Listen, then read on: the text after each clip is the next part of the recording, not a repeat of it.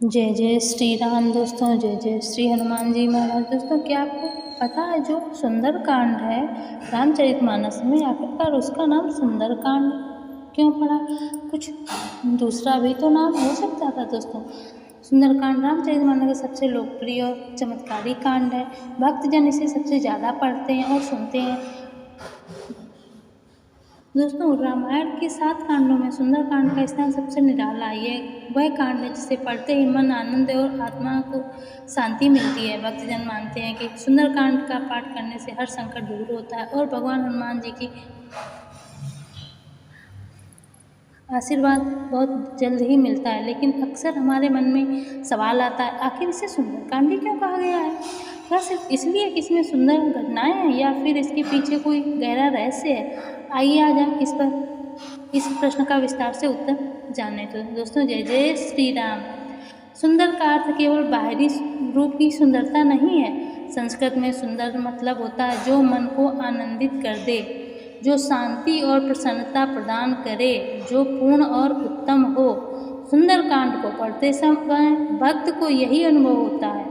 हर प्रसंग मन को प्रसन्नता से भर देता है। यही कारण है कि तुलसीदास जी ने इस खंड को सुंदर नाम दिया है। हनुमान जी की सुंदरता। दोस्तों, सुंदरकांड का नायक भगवान हनुमान है। इस खंड में उनके अद्भुत पराक्रम, अपार भक्ति और विनम्रता का वर्णन है। हनुमान जी की सुंदरता केवल उनके स्वरूप में नहीं बल्कि उनके गुणों में है।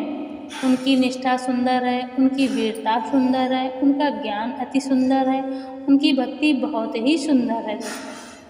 बालकांड में वे जन्म लेते हैं, युद्धकांड में वे रावण का वध नहीं करते, किंतु सुंदरकांड में वे केंद्र बिंदु बनते हैं। इसीलिए इसे हनुमान जी का सुंदर लीलाओं का खंड कहा गया है। दोस्तों, सीता माता के करुणा और धैर्य की भी सुंदरता है। दोस्तों, लंका में कैद सीता माता का विरह और उनकी धैर्यशीलता भी इस कांड में प्रकट होती है।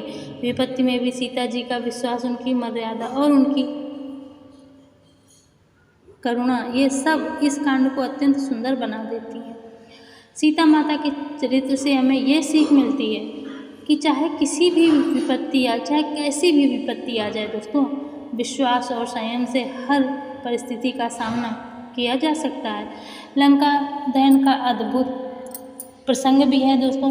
हनुमान जी का समुद्र पार करना, राक्षसों का हराना, लंका में प्रवेश करना, अशोक वाटिका में माता सीता से भेंट करना और अंत में लंका को जलाकर लौटना, ये सभी घटनाएं अति सुंदर और चमत्कारी हैं।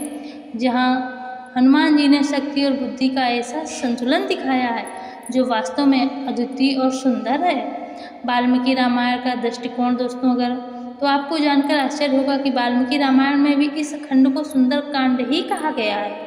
रामायण के सभी कांड घटनाओं के आधार पर नामित हैं, जैसे बालकांड, अयोध्याकांड, अरण्यकांड, युद्धकांड। लेकिन जब हनुमान जी की लीला का प्रसंग आया तो वाल्मीकि ऋषि ने सोचा, यह तो अनुपम, अलौकिक और सौंदर्य से परिपूर्ण है, अतः इसे सुंदरकांड कहा जाए।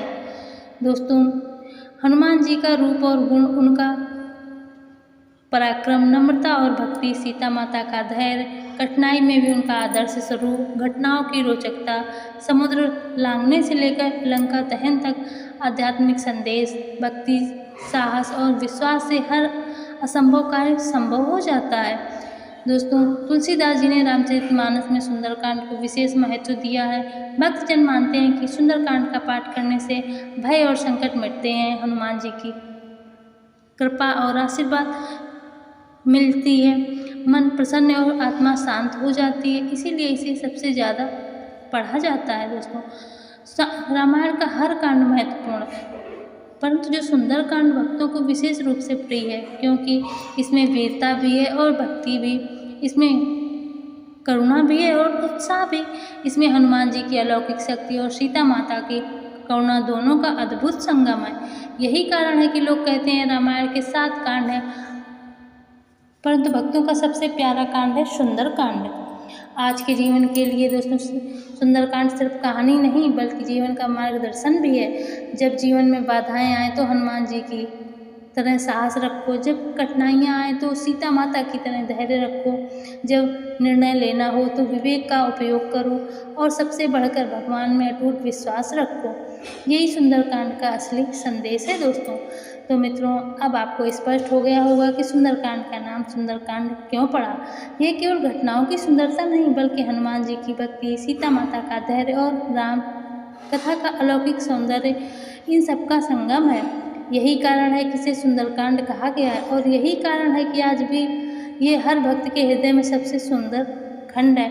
अगर आपको ये जानकारी अच्छी लगी हो तो इसे ज़रूर शेयर करें और हनुमान जी का जयकारा अवश्य लगाएं। बोलो पवन सुत हनुमान की जय। दोस्तों, कमेंट में जय जय श्री राम अवश्य लिखें। इतना साथ देने के लिए धन्यवाद दोस्तों। राग जय जय श्री राम।